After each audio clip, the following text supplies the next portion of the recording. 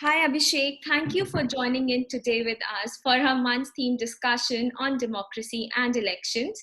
Abhishek is an engineer from Manipal Institute of Technology. He has also been an ex-LAM fellow and has been a policy analyst for members of parliament across party lines. Currently, he is the founder of Policy Matrix and Red Lantern Analytica, and also the author of Show Us Substance Bihar since 1990. Welcome, Abhishek. Thank you, Tanya. So, Abhishek, why don't you tell us about your upcoming book, Show Us Yes, Substance Bihar since I- 1990? yes, I will. Since the theme of your platform, Policyfied, is democracy and election, and this month is dedicated to election. Especially, you Right. know, we are all waiting for the result of Bihar elections. So in Bihar, elections are like, festival, and it's across India, but in Bihar, it's more of a very participative and very heated discussion, across the state if you travel. So we have written this book, Show or Substance. We are tracing the journey of Bihar as a state from 1990 to the present date, 2020. In the 30 years, we have almost two people who rule the state, and consequently, I mean, one ruled for 15 years, then the other person ruled for next 15 years. So there was a need of, there is entire analysis going on in the news circle and political circle, 15 years or say 15 years. But then how we did it differently. We analyzed the policies and schemes of the two governments which ruled the Bihar in last 30 years. So that is the theme of our book, and that's how we chose certain segments basically on which we have collected data. We have seen the impact of these schemes, and we were able to find some impact on the ground, whether it was effective, whether it failed, whether it passed, so what happened. So all this kind of analysis of all the schemes related to these topics which we chose were analyzed and discussed in the book. So that's how the comparative analysis has been done, and that to show the world that what is the real terms, or I mean, what is the output that we have. That's why the name of the book is, Show or Substance we have since 1990. Thank you. So, what are your expectations from the 2020 Bihar elections? Like, what would be actually intriguing people this time for voting, whether it's development or something else? What do you Now, think? Bihar as a state, it's very politically active, So even if you talk to some laymen in Bihar, they can actually provide you so much of insights on the entire Bihar's paradigm, whatever the issues are, whatever the problems are. So people in Bihar, they know what their issues are, what their problems are, and whom they should vote. The only issue which I find that largely, politicians are able to exploit that caste-based politics, which is prevalent in Bihar, and it's across India, I would say. But in Bihar, it might get intensified at times. So largely, people know their issues, and they would really want that some leaders should solve that. So from this particular election, I'm expecting that people are able to select a government which can really, fulfill their expectation, a government which can take the policies further, whatever has been done for Bihar till now. More is required.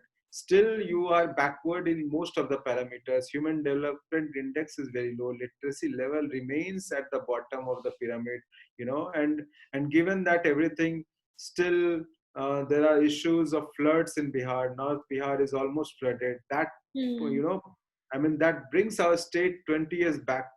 Every time there is a massive flood, 2013 Kosi flood or whatever it is, it brings the particular districts in that particular region so much back. So now the entire focus of the people should be that, to elect a government which will really work for them.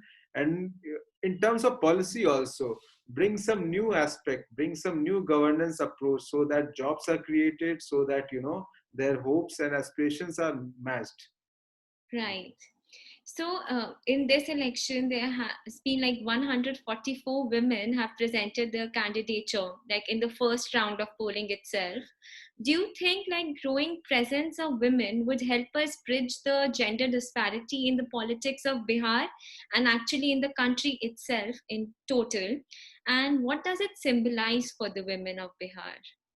Yeah, I think this is a very pertinent issue. Hmm. We have a very special chapter on this particular issue, women in Bihar and family planning in Bihar.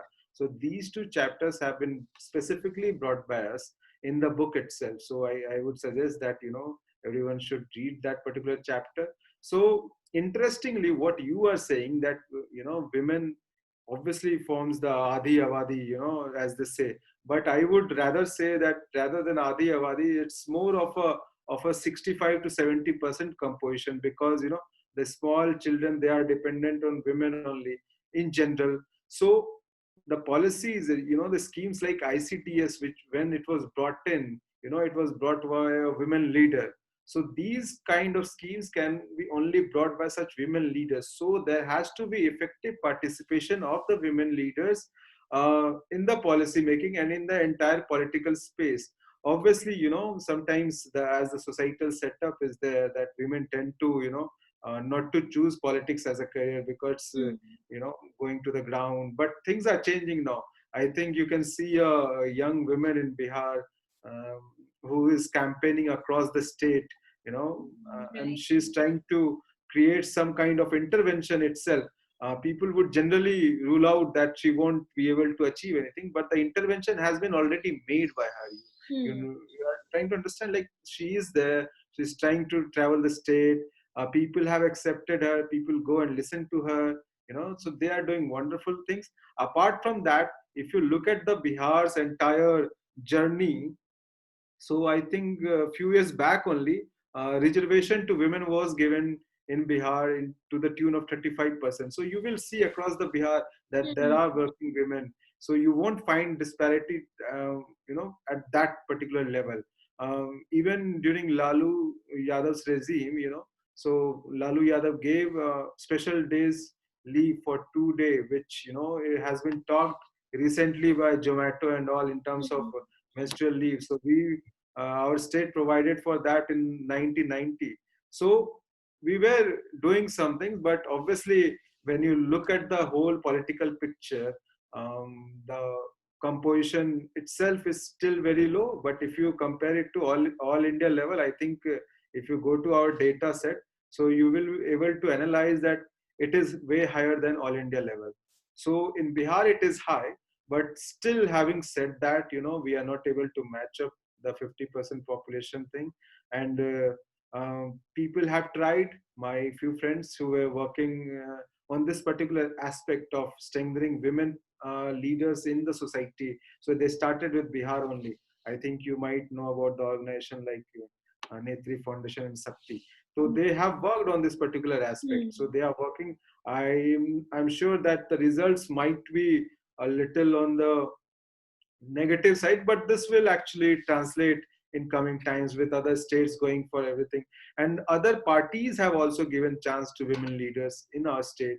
Now, having said that, 154 candidates in Bihar Mm, as yeah. ML. Okay. 144 female candidates. 144 female Yeah. candidates. So Hmm. obviously, it's a choice. Right. Being a politician is a very tough job, and you can't win election, be it male or be it female, without putting substantial effort. So in Bihar, it's not about a particular. It's not about that patriarchal mindset. It's about that particular candidate. So we have Hmm. seen we have enough number of MPs who lead us in the parliament. We have MPs like Rama Devi, I think. So she represents us in parliament. So there are various MPs if you analyze from Bihar, Hmm. and there are various ministers also. But things should change, still at a very low side. But having said that, I think things will change, and the party should also um, give give more tickets, like to the tune of 33%, and the demand itself of 33% reservation, that should be Hmm. really considered. Yeah, thank you. So I think that was an interesting point that you made, and I'm actually looking forward to reading about this more in the book, as I saw it as one of the chapters there. So my next question is, like, in 2020, Bihar has seen a lot of things, as you mentioned about the floods, and then due to the pandemic, there was an influx of migrant workers as well. Do you think that the current government has managed all these concerns effectively? And as a academician and a researcher, what do you think that could be done more better? Like, what could be done to ensure stability in the state? Yeah, so I think the migrant crisis which you are talking, so this is one of the horrific pictures of modern India. It will remain so.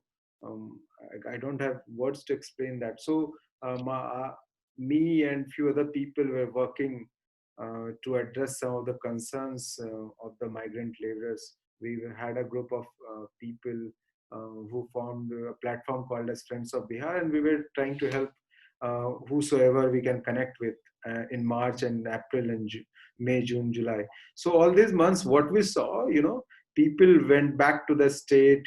They faced all kinds of problems in the state, across the state, and I really want to say that the state government wasn't able to meet the expectation at that point of time.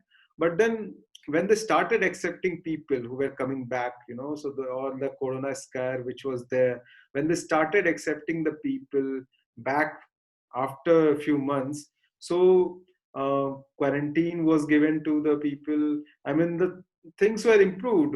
But if you look at a larger level, it exposed the health infrastructure of the state of Bihar, and how dismal that was.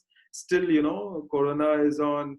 You have a massive election which is going on. So all these things really affected the entire setup of Bihar, and it has exposed. So there is a need to revamp the health infrastructure of the state. There is need to, I mean, few agriculture colleges are being done, agriculture hospitals are being constructed. So these things are in plan. But when you look from a perspective of 12 crore population, which is a huge population, that has to be seen from a per capita lens. So that has to be met. More colleges should be coming. More primary health centers should be created. Access to health should be minimized. Telemedicine should be improved. Access to health should be reduced. So accessibility, affordability, and availability of the health system should be improved in Bihar. Right. Thank you, Abhishek. Thank you for this intriguing and enriching discussion. And we are looking forward to read your book, hope Please. very soon. Thank you so much. You can get the book from Amazon.in. It's available in Kindle and print version, so you should definitely go and buy it. Thank you. Definitely. Thank you.